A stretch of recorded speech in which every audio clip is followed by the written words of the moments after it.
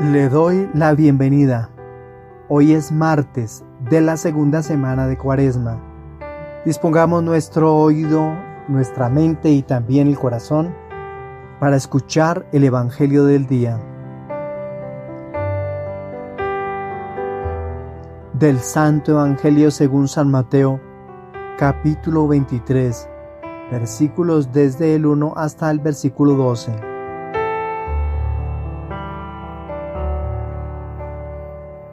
En aquel tiempo Jesús habló a la gente y a los discípulos diciendo: En la cátedra de Moisés se han sentado los escribas y los fariseos.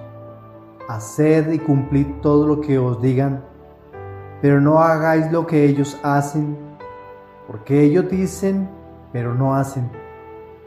Lían fardos pesados y se los cargan a la gente en los hombros, pero ellos no están dispuestos a mover un dedo para empujar. Todo lo que hacen es para que los vea la gente. Alargan las filacterias y agrandan las orlas del manto.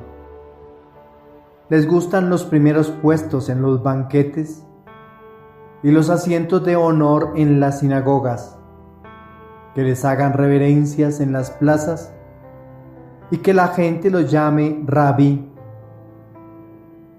Vosotros, en cambio, no os dejéis llamar Rabí, porque uno solo es vuestro maestro, y todos vosotros sois hermanos. Y no llaméis Padre vuestro a nadie en la tierra, porque uno solo es vuestro Padre, el del cielo. No os dejéis llamar maestros, porque uno solo es vuestro Maestro, el Mesías. El primero entre vosotros será vuestro servidor. El que se enaltece será humillado, y el que se humilla será enaltecido. Palabra del Señor.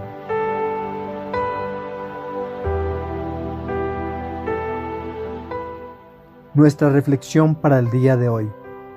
La invitación, como siempre, es ir primero a los textos bíblicos correspondientes de las lecturas bíblicas de la liturgia de este día antes de escuchar la reflexión que hemos preparado para ustedes. La primera lectura de este martes del profeta Isaías en su capítulo 1, por supuesto versículos desde el 10 hasta el 20, es una recta lección y discurso de lo que debemos hacer en este tiempo, en el tiempo de la Cuaresma, ya caminando en el día 14 de la Cuaresma. Esta liturgia no es solo para las monjas, sacerdotes y laicos comprometidos.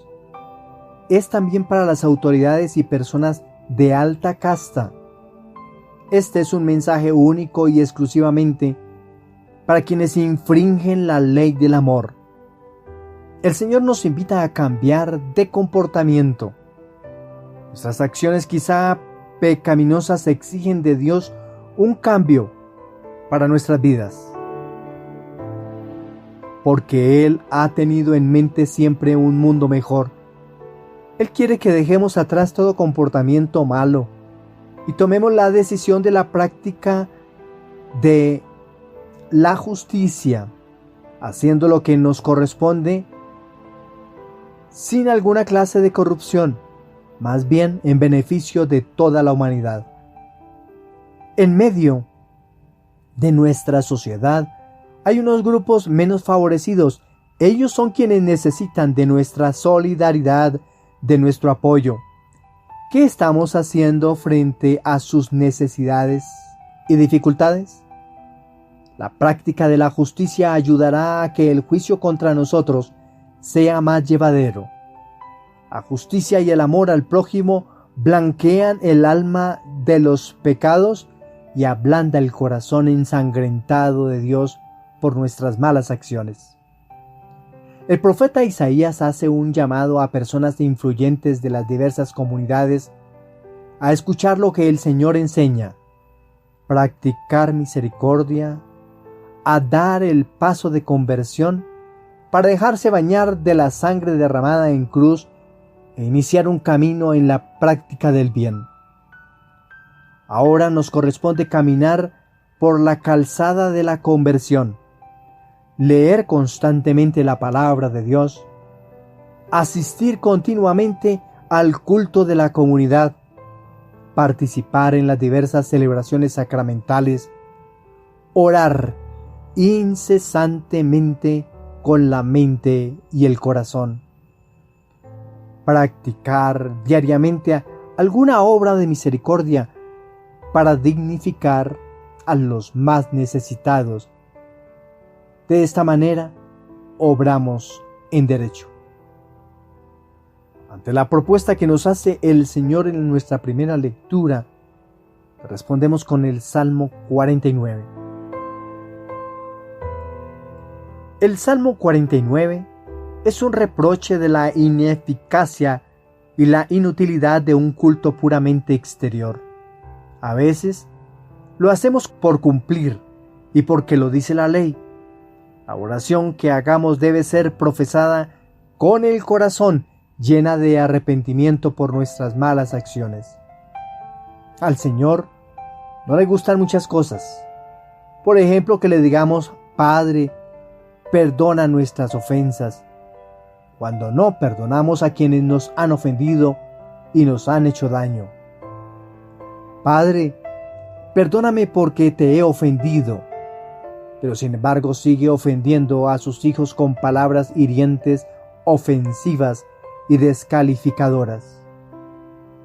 Para dar gracias a Dios, debes primero cumplir la justicia y el derecho, porque la gratitud debe ir acompañada de la sinceridad y la corresponsabilidad con el proyecto de Dios.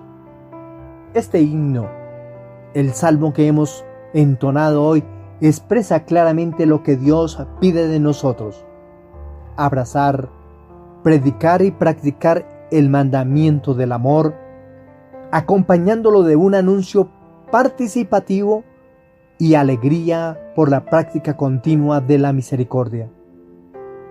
Aceptar el mensaje y comprometerse en el anuncio y en la construcción del reino de los cielos es quien a los ojos de Dios se hace hijo suyo. Se preocupa por el abandono de la violencia y de toda obra mala.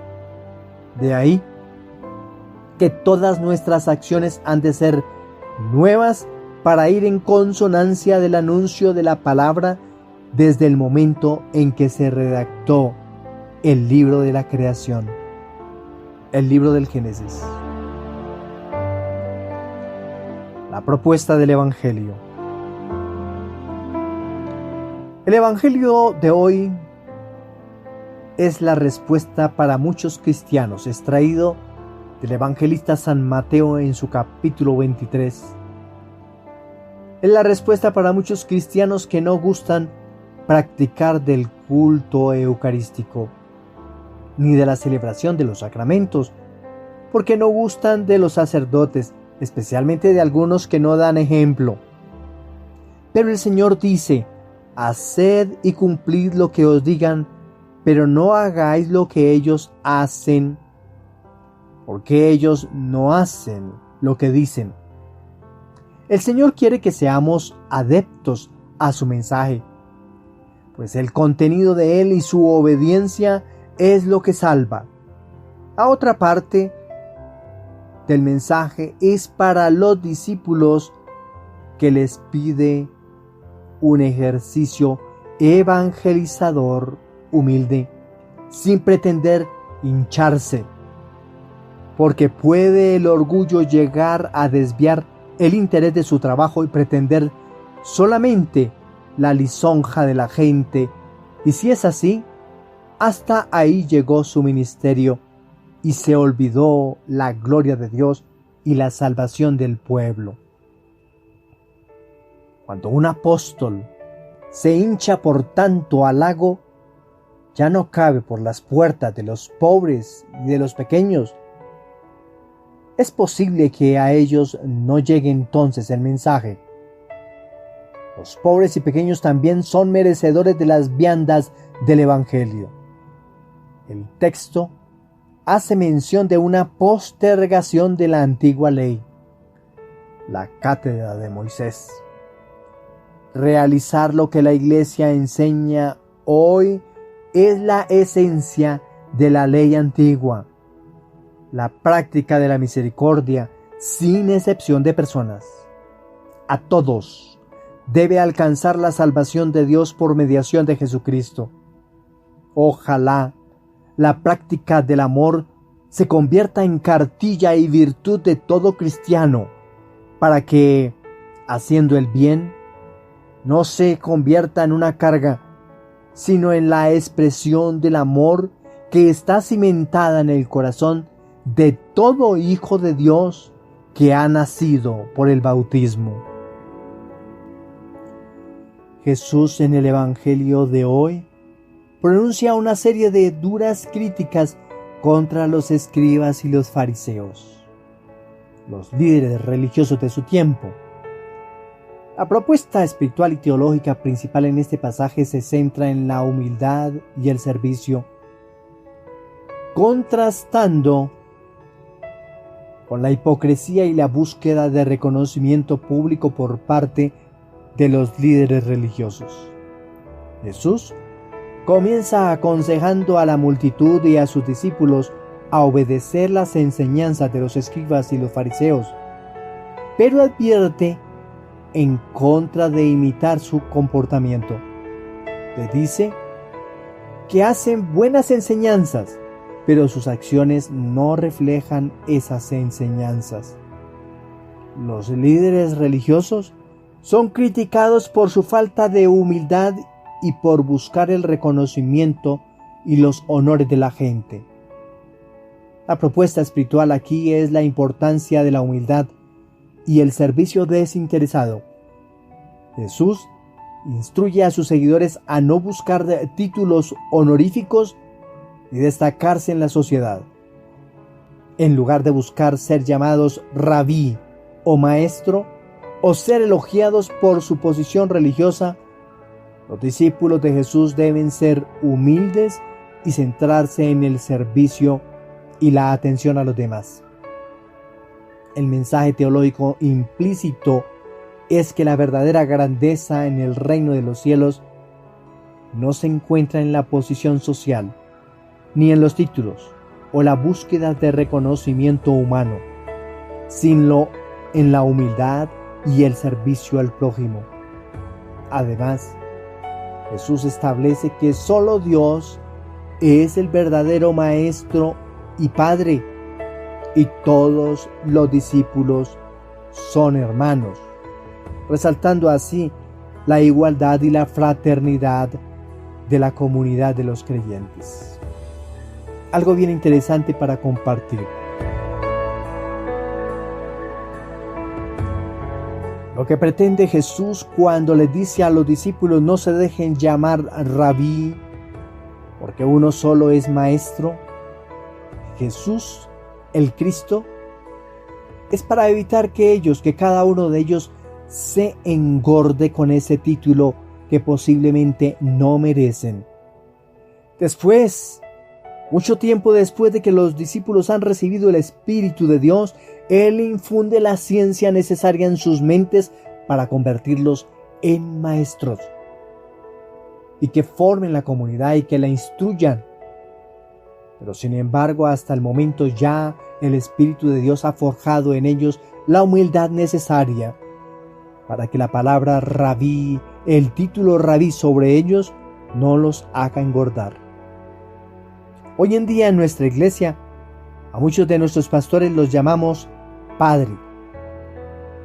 Ellos, cada uno de ellos, son sacerdotes, son ministros de la iglesia que su misión es ofrecer el sacrificio en el altar y elevar las oraciones para que Dios las atienda, para que Dios las escuche. Pero muchos de ellos, pastores, engendran por medio del bautismo a muchos hijos para Dios, a muchos hijos para la iglesia, a muchos miembros de la iglesia para que hagan parte del catolicismo. Todos ellos, sacerdotes, ministros de la palabra, ministros de la Eucaristía, ministros del Evangelio, celebran los sacramentos para que muchos de los que llegan a la iglesia se integren a ella y sean sumergidos en las aguas del bautismo para ser parte de Dios. Son padres adoptantes, son padres espirituales y muchos de ellos se comportan como tal y por eso imposible no acercarnos a ellos con palabras agradecidas de decirles Padre. Muchos de ellos sacan de su sueldo, muchos de ellos en su trabajo pastoral trabajan y se esfuerzan para poder entregar a muchas familias y a muchos necesitados mercados, viandas, dinero para poder sobrellevar los momentos difíciles del diario vivir cuando hay escasez. ¿Cómo no decirle a ellos Padre si se han comportado como tales? A todos aquellos que se merecen ese calificativo de Padre, se lo merecen, porque esos son quienes engendran hijos para la iglesia por medio del bautismo y quienes engendran hijos para Dios en esta vida espiritual, y porque su comportamiento lo es así. En la época de Jesús, muchos de los que trabajaban y hacían parte de los oficios religiosos en el templo, no era bien entregar ofrendas a los pobres. No estaba bien, porque el que era pobre era porque Dios lo había designado así, ser pobre, y no era justo entregarle un beneficio a muchos de los necesitados y pobres. Pero Jesús invita a quienes hacen parte de su iglesia y a quienes hacen parte de su escuela de formación, a todos sus seguidores, a todos sus discípulos, los está invitando a tener corazón como el del Padre del cielo y como su corazón, que es el corazón de Padre. Y que ese título, que posiblemente no se lo merezcan, se lo ganen y que no se vayan a engordar, porque muchos de ellos se ponen el calificativo en la frente, en el corazón, y están como los hijos estirando la mano, mendigando para que les llenen sus bolsillos. Nuestro corazón, nuestra oración, por todos aquellos que tienen un corazón sincero, un corazón de pastor, un corazón de padre para con todos sus fieles. Para todos un feliz día, que el Señor nos colme de su alegría, también de su bendición. Felicidades.